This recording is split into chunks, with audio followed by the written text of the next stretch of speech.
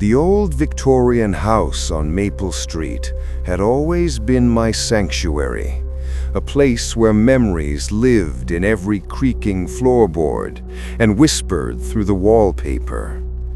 I had inherited it from my grandmother 3 years ago, and despite its age and the repairs it constantly demanded, I couldn't imagine living anywhere else. The house held decades of family history within its walls.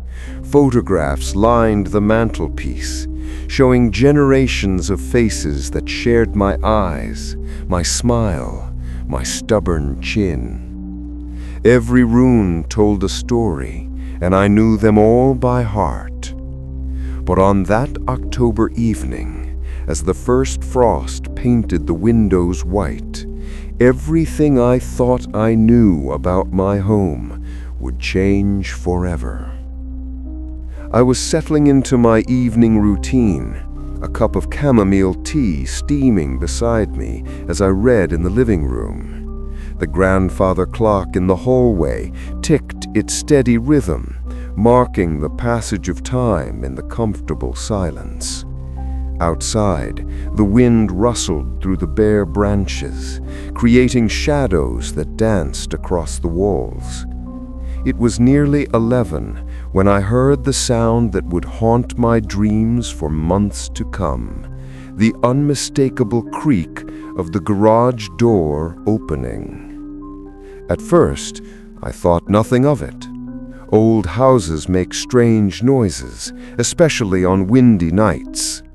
But then came the sound of footsteps, deliberate and familiar, crossing the concrete floor of the garage. My heart began to race, but not from fear, from confusion. No one else had keys to the house. My parents lived across the country, and my brother was overseas on business. The footsteps were too heavy, too purposeful to be an animal that had wandered inside. I set down my book, the pages fluttering as my hands trembled slightly.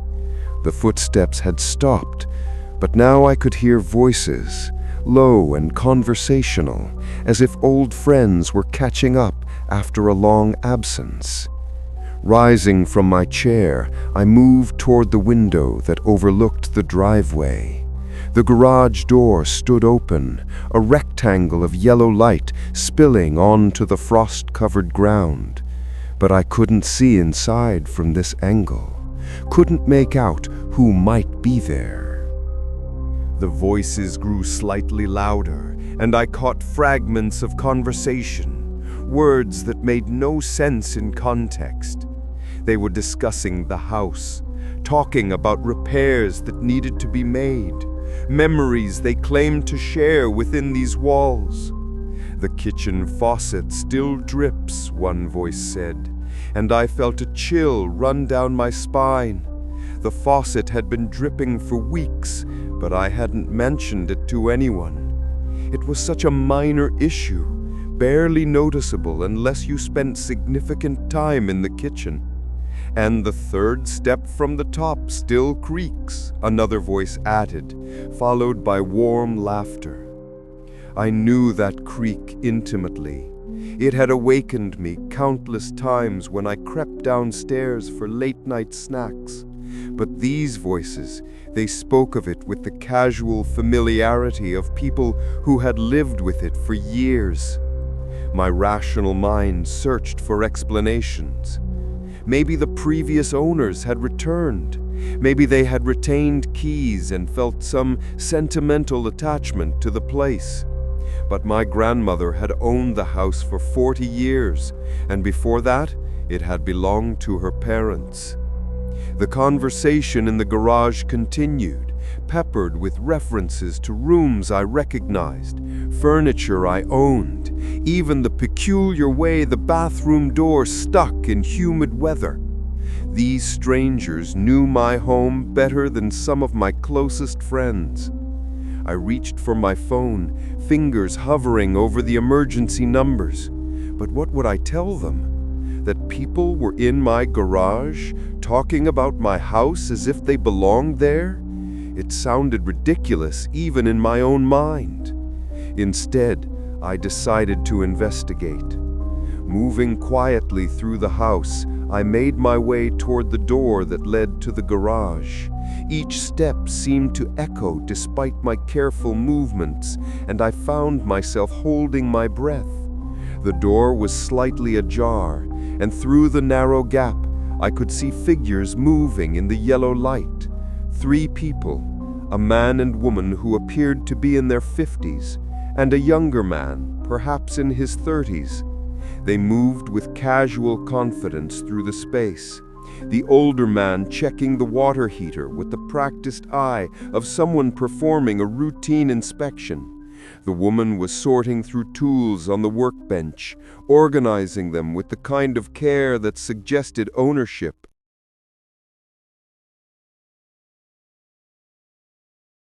Dark, menacing, unsettling. But it was the younger man who made my blood run cold. He was holding a photograph, examining it with a soft smile. Even from my limited vantage point, I could see it was one of the family pictures from the living room mantelpiece, the one showing 3 generations gathered for last Christmas. "Look how much little Sarah has grown," he said, pointing to a child in the photo. But there was no Sarah in my family. The child he indicated was my nephew Tommy, easily identifiable by the gap-toothed grin that had become his trademark. "Time passes so quickly," the woman replied, her voice carrying the weight of genuine nostalgia. "It feels like yesterday we were helping her learn to ride her bicycle in the driveway." I pressed closer to the door, straining to hear every word. They continued to discuss the photograph, pointing out family members and sharing memories that contradicted everything I knew to be true. They spoke of holidays celebrated in rooms I recognized, of birthday parties in my backyard, of quiet evenings spent in the very chair where I had been reading moments before. The older man set down his tools and walked toward where I was hidden. For a terrifying moment, I thought he might open the door and discover me.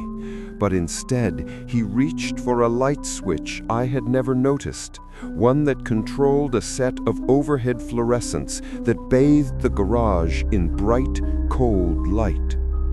In the harsh illumination, I could see them clearly for the first time.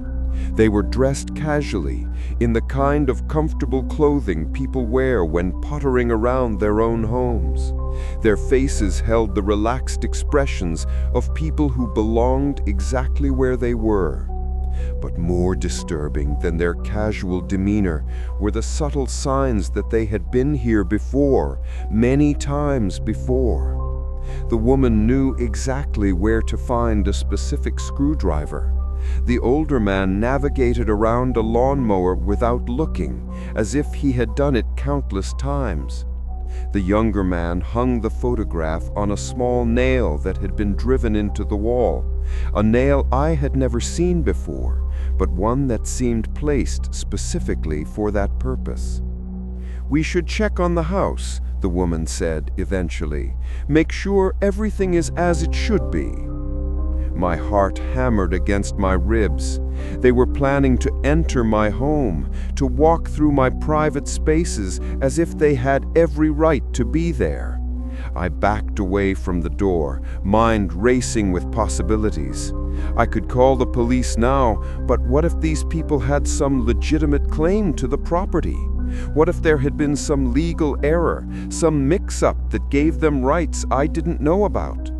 The thought was terrifying, but not impossible. Or perhaps they were elaborate con artists, people who researched properties and their owners to create convincing performances. But how could they know such intimate details about my daily life, about the specific quirks of the house that only someone who lived here could know? As I retreated toward the living room, I heard the sound I had been dreading, the door between the garage and house opening with the familiar squeal of hinges that needed oil. "Still makes that noise?" the older man chuckled. "We really should fix that." Their footsteps entered my home, moving with the confidence of people who knew every floorboard, every light switch, every doorway. I pressed myself against the wall, trying to remain invisible while still being able to observe their movements. They split up with practiced efficiency. The woman headed toward the kitchen, while the younger man climbed the stairs toward the bedrooms. The older man remained in the main hallway, examining the thermostat with the focused attention of someone checking on a system they understood intimately. From my hiding place, I could hear the woman in the kitchen, opening cabinets and drawers with the casual ease of someone retrieving familiar items. The refrigerator door opened and closed, and I heard her voice call out softly, "We're running low on milk, and those crackers you like are almost gone." The older man's response drifted back from the hallway. "I'll pick some up tomorrow when I go into town." They were discussing my groceries, my food, as if they were responsible for maintaining the household. The crackers she mentioned were indeed running low, a box of water biscuits I had been meaning to replace for days. Upstairs, the younger man's footsteps moved between rooms with purpose. I heard dresser drawers opening, the sound of hangers shifting in closets, the creak of bed springs as he tested the mattress. "The guest room could use new curtains," his voice called down. "The ones there now are getting a bit threadbare." He was right. The guest room curtains were old, faded from years of afternoon sun. I had noticed it myself just last week, but it was such a minor detail that I hadn't prioritized replacing them. The sounds of their inspection continued for nearly an hour. They moved through every room, discussing maintenance needs, commenting on changes they wanted to make, planning improvements with the enthusiasm of people who intended to be there for a long time.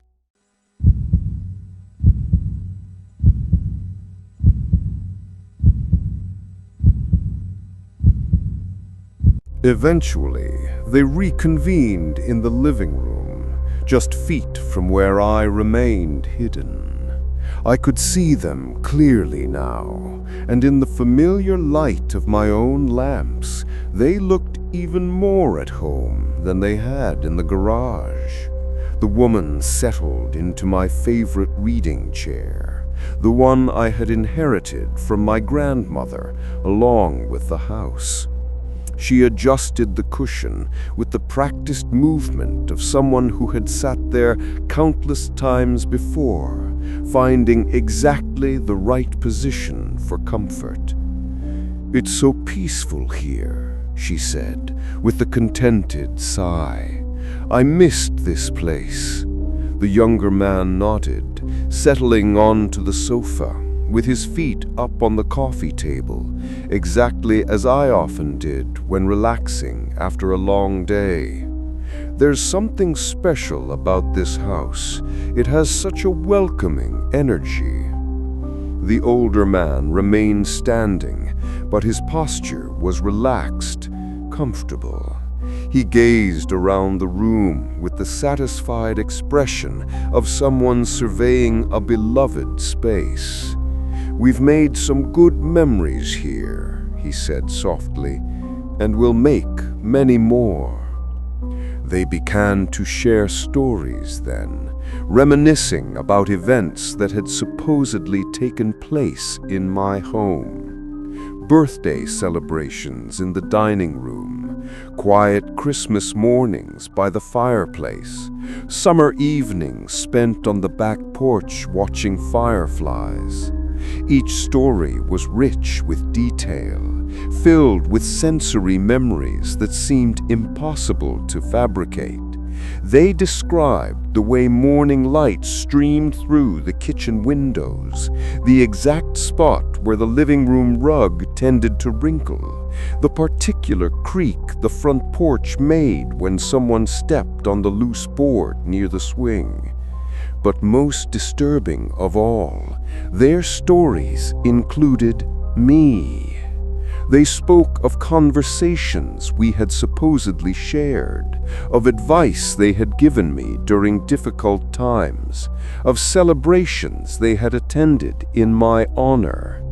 According to their version of reality, we were close family friends, people who had been part of each other's lives for years. "Remember when she first moved in?" the women asked, smiling at the memory. "She was so nervous about living alone in such a big house, but we told her she'd grow to love it, and look how right we were." The younger man nodded. "She was convinced the house was haunted at first. Every little sound had her jumping. But once she realized it was just us checking on things, she relaxed." I felt lightheaded. Their false memories were so detailed, so emotionally convincing, that for a moment I questioned my own recollections. Had there been a time when I felt less alone in the house? Moments when I had attributed strange sounds to settling wood rather than investigating further? But no, I would remember meeting these people. I would remember conversations, shared meals, the kind of relationship they were describing. These were not suppressed memories. They were elaborate fabrications. The older man checked his watch. "We should let her get some rest. Tomorrow's a busy day." They stood to leave, moving toward the door with the casual goodbye of people who would be returning soon. The woman paused to straighten a photograph on the mantel, adjusting it with the care of someone who had done it many times before.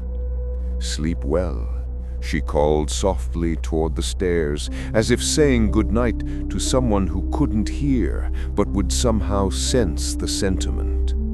And then they were gone, disappearing back through the garage and into the night, leaving me alone with questions that had no rational answers.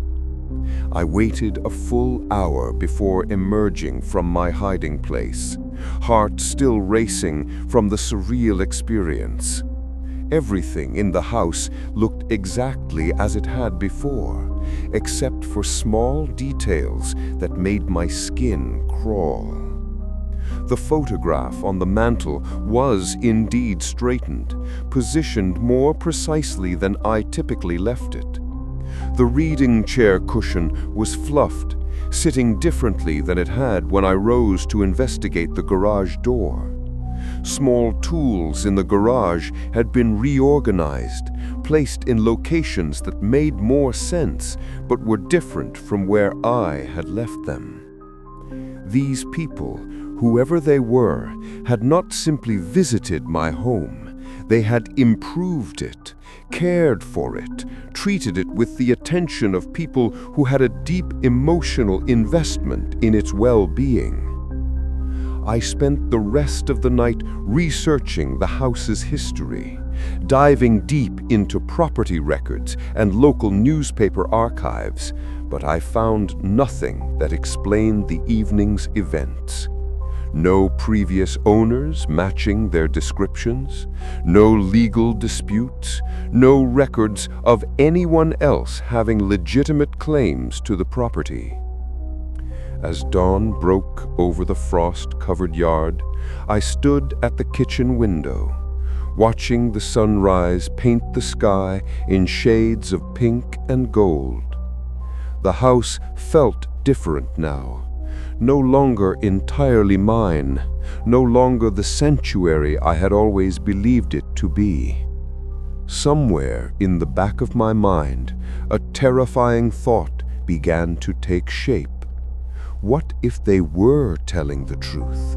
What if there were layers of reality I couldn't perceive, parallel existences where they belonged here just as much as I did? But that way lay madness, and I forced myself to focus on more practical concerns. I would change the locks, install a security system, take concrete steps to protect my home and my peace of mind. Yet, even as I made these plans, I found myself listening for the sound of the garage door, waiting for voices that had spoken of this place with such genuine love. Part of me, a part I didn't want to acknowledge, was curious to hear more of their stories, to understand how their version of my life differed from my own memories. But that curiosity would have to wait, for now I had a house to secure and questions to answer, and the unsettling feeling that last night had been only the beginning of something much larger and more complicated than a simple break-in. The familiar strangers had made themselves known, but their true purpose, their ultimate intentions, remained as mysterious as the morning mist that clung to my grandmother's rose garden.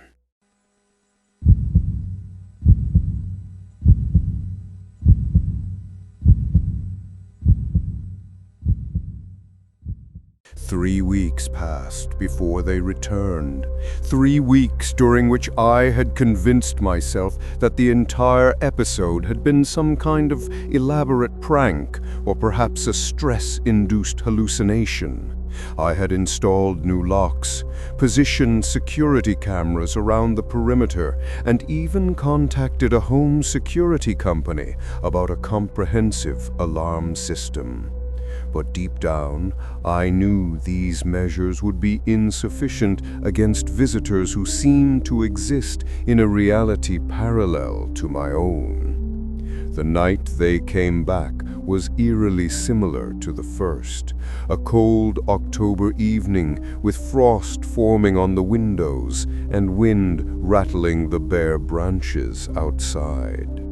I was reading in the living room, the same book I had abandoned weeks earlier, when I heard the garage door opening with its familiar mechanical groan. This time, I was prepared. The new security cameras were recording, my phone was ready to call police, and I had positioned myself where I could observe without being seen. But preparation couldn't eliminate the chill that ran down my spine as their voices drifted through the house. "The new locks are interesting," the older man's voice carried a note of mild amusement, though I suppose we understand why she felt they were necessary. "Change can be frightening," the woman replied, her tone sympathetic rather than irritated, "especially when you don't understand what's happening." They moved through the garage with the same casual familiarity, but this time their conversation centered on the security measures I had installed. They discussed the cameras with the detached interest of people reviewing home improvements, neither pleased nor displeased, simply noting the modifications. "The corner camera has a blind spot. Someone could approach from the east side without being recorded." "We should mention that," the older man agreed. "Security is important, especially for someone living alone." Their concern for my safety was perhaps the most unsettling aspect of their presence. They spoke like protective relatives, people who cared deeply about my well-being and wanted to ensure I was safe in the home we apparently shared. When they entered the house this time, they moved with even greater confidence. The woman went straight to the kitchen, beginning what appeared to be a routine inspection of appliances and supplies. The younger man headed upstairs, while the older man remained in the main hallway, examining the new lock I had installed on the front door. Good quality, he murmured approvingly. This should keep out anyone who doesn't belong here. I waited for them to struggle with the unfamiliar security measures, to be frustrated by locks they didn't expect or cameras they couldn't avoid. But they navigated around each obstacle with ease, as if they had known about the installations before arriving. From the kitchen, the woman's voice called out softly, "I picked up those crackers you mentioned, and some of that tea you've been enjoying. They're in the pantry when you're ready for them." My blood turned to ice. I hadn't been grocery shopping since their last visit, hadn't purchased crackers or tea or anything else. But when I crept toward the kitchen, I could see new items arranged neatly in my pantry. Products I recognized but had never bought. Brands I preferred but had never specifically requested. Upstairs, the younger man was moving between rooms with purpose. I could hear him adjusting furniture, the scrape of wood on wood as he repositioned chairs and tables. When his footsteps moved toward my bedroom, I held my breath, waiting for some reaction to the personal space they hadn't entered before. Instead, his voice drifted down with casual familiarity. "The reading light needs a new bulb, and that throw pillow has seen better days." He was right on both counts. The reading light had been flickering for days, and the throw pillow was one I had been meaning to replace since moving in. But these were private details, things no outside observer could know without spending considerable time in my bedroom. Their inspection continued for nearly 2 hours, longer than their first visit. They discussed the house with the thoroughness of people conducting a seasonal review, noting maintenance needs, planning improvements, evaluating the success of previous changes. But it was their discussion of me that proved most disturbing. "She's been sleeping better," the woman observed, settling into the living room chair. "Less tossing and turning, fewer nights when the stress keeps her awake." "The chamomile tea is helping," the older man agreed. "And she's been reading more, always a good sign when someone is finding peace in their environment." They spoke of my habits with the intimate knowledge of people who had been observing me for months, possibly years.